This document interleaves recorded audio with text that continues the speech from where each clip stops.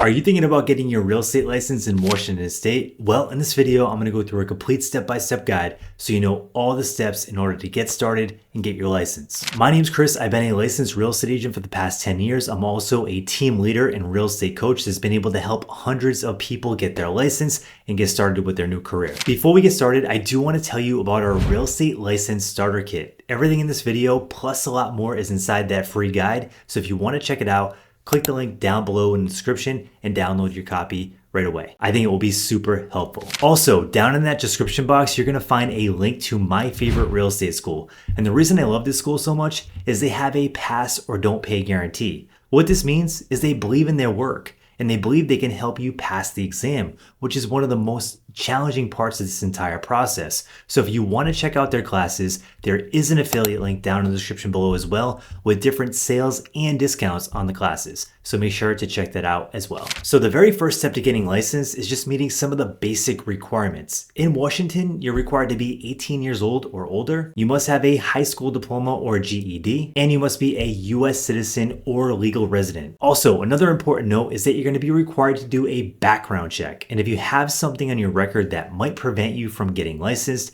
I would highly suggest you reach out to the Real Estate Commission ahead of time and have that conversation and make sure it's not something that's going to hold you back or stop you from getting licensed. The next step is completing your state-approved pre-license education requirements. In the state of Washington, you're required to do 90 hours of state-approved classes. And yes, I know 90 hours can be a lot of time to invest in classes, especially if you have a 9-to-5 job or just a busy lifestyle in general. The good news is you can do these classes in person or online. I actually suggest the online route because it's much more convenient, but you still get the support of great instructors and all the things that you would want during real estate school. So I highly suggest the online option is just a lot more convenient. During these classes, you're going to learn a lot of great things. You're going to learn all about real estate law, real estate math, real estate finance. And this stuff is really going to be eye-opening and it's going to help you when you get into the field and start practicing real estate. Another important thing to note is really pay attention during these classes because the real estate exam is very challenging and a lot of people do end up failing the exam. So the more you put effort into these classes and really pay attention and try to learn the material and ask questions, the better you're typically going to do when it comes time to take that real estate exam. The next step is to schedule and pass your real estate exam. In Washington, the exams are done with PSI exams, and the best way to schedule your exam is to go on their website or give them a call. One big thing to know is just make sure you give them at least 24 hours notice in advance before you actually want to go take your test. Now, when you get to the testing center on test day, you're going to want to bring a couple basic things. The first thing is a basic non-scientific calculator for the math portion of the exam, and then you're going to want to bring 2 forms of identification in order to get in on test day. This can be a US passport, a debit card, a credit card, or even a driver's license. Now you're probably wondering, what's the exam actually like? Well, once you get in on test day, you're going to notice right away that the exam is multiple choice. There's about 130 test questions and you have quite a bit of time to complete this, so definitely don't rush. Now, just because it's multiple choice doesn't mean it's going to be easy. In fact, a lot of people do have challenges with the exam. Now, I want to give you a couple quick tips in order to pass the exam. So the very first thing is make sure you read each question multiple times before you finally submit your answer. Because although it is multiple choice, the questions are written in a way that can be a little tricky. Now, they're not trying to trick you. That's the good news. What they are trying to do is make sure that you really understand the content and that you really know the information before they give you a real estate license and allow you to go out and help the public with such large transactions. So it's actually a good thing, but just make sure you read each question multiple times before you finally submit your answer. Some other important information is that most people do actually finish this exam early, so make sure you don't rush through it and take your time. Now, the exam itself is actually split into 2 different parts. You have a state portion of the exam and a national portion of the exam. Now, in order to pass, you must pass both of these exams. Now, if you fail one and pass the other, you could just come back and retake the portion that you failed. That's the good thing. Now, a passing score on this exam is 70% or higher. Now, you're going to find out right away if you passed or failed. And if you did fail the exam, don't stress out too much because I know so many top agents that failed this exam multiple times before they ever passed. and it has no correlation to if you're going to be a good agent or a bad agent. It just means you have to study harder and give this another try. Now, if you did pass the real estate exam, it's time to celebrate because we're moving on to the next step, which is completing your fingerprinting and background check. In Washington, this is done through IdentoGO. Once you have that done, it's time to move on to the license application process. In the state of Washington, this is done through Washington State Licensing Department. And you can just go online and apply through the Washington State Department of Licensing. In order to do this, we're going to package up everything we've done so far, such as our completed pre-licensed education, showing that you completed 90 hours of state-approved classes.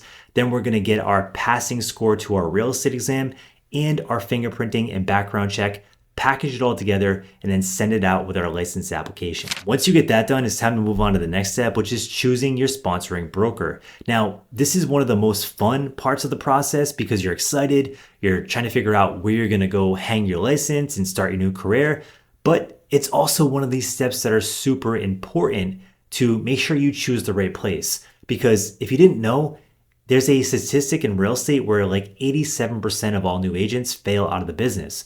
And I want to give you some really important questions to ask so you can find the right first mentor and really get your career off the ground in the best way possible. So the first question to ask is, what kind of mentorship and training do you offer for brand new agents? Now, the mentorship piece is very important because I remember when I was going through this process and I was brand new, I got some really great clients and I ended up getting a house under contract.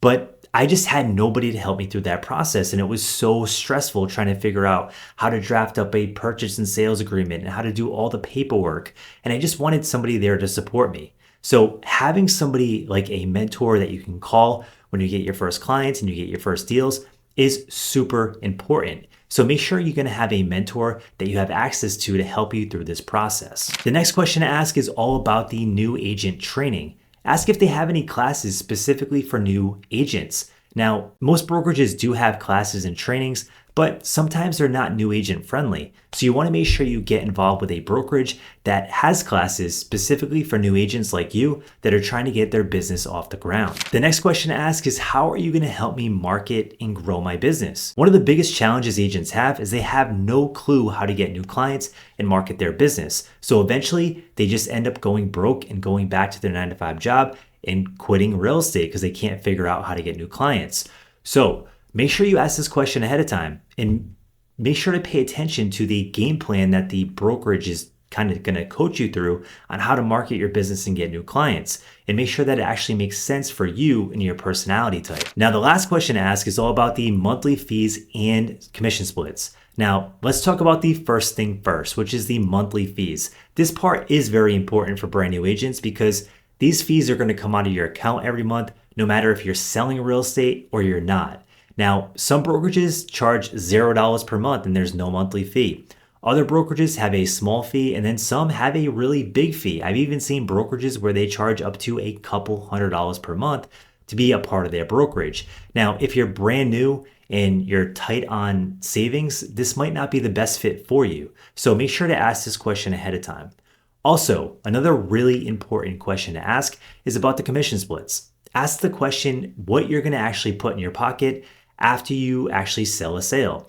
But I don't want you to hyper focus on this because the commission splits are important, but it's not the whole story because there are so many brokerages that offer great commission splits and you make a lot of money per sale, but they offer almost no support. And the chances of you going and building a successful business on that platform is probably pretty low. So I would highly suggest you go to a brokerage that has mentorship and training that's going to help you get your business off the ground. Now that you have these step-by-step guide, I want to answer some of the top questions that I get because I'm sure right now you have a ton of questions that you need answered. The first question I get is, how much does it actually cost to get your real estate license in Washington? Well, I would estimate anywhere between $600 and $1,000. Now, it really depends on what classes you choose, what kind of exam prep tools that you might upgrade to, and ultimately what brokerage you decide to go with, and if there's any onboarding charges to get your license hung there. So that is really a pretty low cost to get started with this business, considering the upside potential that it has if you become successful. The next question is, how long does it take to get your real estate license? Well, in Washington, you have to do 90 hours of state-approved classes. So I would estimate anywhere between 6 to 12 weeks, depending on how fast you work and how motivated you are to actually get licensed. But all in all, if you put the work in, you can get licensed pretty quickly and get up and get started. Another common question I get is the real estate exam hard? The truth is the real estate exam is hard and a lot of people do fail, but it doesn't have to be that way. In fact, there are so many exam prep tools out there now that are really helpful to help you build that confidence that you need to pass the exam on test day. So I remember when I was going through this process, I was just reading from this boring textbook, and I would sit there and I would just try to drill the information into my head, and I was just getting so frustrated because nothing was sticking. And then eventually I started doing some research and I'm like, how can I pass this exam? And I found an exam prep tool, and that worked great for me because I like to learn interactively, and it would put me through tests like simulations and tell me why I'm answering certain questions wrong and give me practice exams and all this good stuff. And that really helped me build the confidence that I needed on test day to pass that exam. So if you want to check out an exam prep tool, I highly recommend Compucram. There is also an affiliate link down below to that if you want to check that out as well. I think it will definitely help you build that confidence that you need on test day. The next question I get is, can I start my real estate career part-time? And the answer is absolutely. So many people start their real estate career on a part-time basis and then transition it into becoming full-time, and then others just stay part-time. The best thing about real estate is how flexible it is and how you can build your business the way you want to build it. Whether you want to help a couple extra people per year and make a great side income, or you want to become a top producing agent and make a really big income and help a lot of people. It's entirely up to you. And that's one of the things that I've always loved about this business. So I'm sure you still have some more questions. And if you do, make sure to drop them in the comment section below and I'll get back to you ASAP to answer all those questions. Also, if you like this video, make sure to smash the like button and subscribe because I have more content all about getting licensed and starting a new career. Thanks again for tuning in.